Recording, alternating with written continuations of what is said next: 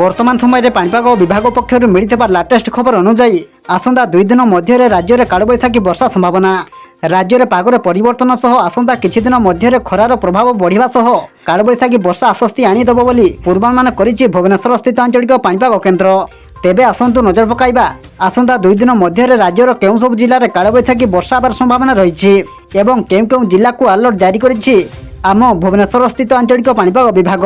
से नहीं भिडियो संपूर्ण अपडेट जानिबा किंतु ता पूर्वर भिडियो को गोटे लाइक करंतु एवं भिडियोटी को आपण मानक सांगसाथी मानक बहु मात्रा रे शेयर करंतु।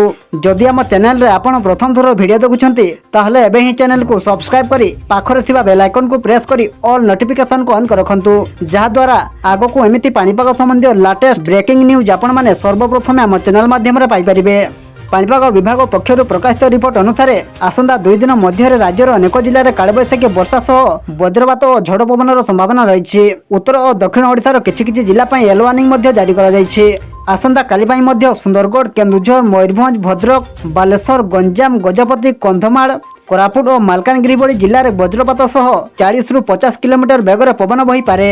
सेहीपरि 18 तारिख में सुंदरगढ़, केन्दुझर, मयूरभंज, बालेश्वर, भद्रक, कलाहांडी, कंधमाल, रायगड़ा, गंजाम, कोरापुट और मालकानगिरी जिले में कालबैशाखी प्रभाव सह वज्रपात और झड़ पवन में सतर्कता जारी करपटे आसंता 2 दिन जाए तापमात्रा रे बड़ धरणर परिवर्तन नहेले परवर्ती 5 दिन मध्य दिन तापमात्रा 2 ରୁ 3 डिग्री पर्यंत बढ़ी पारे। फल खरार प्रभाव बढ़िबा नै संभावना रही।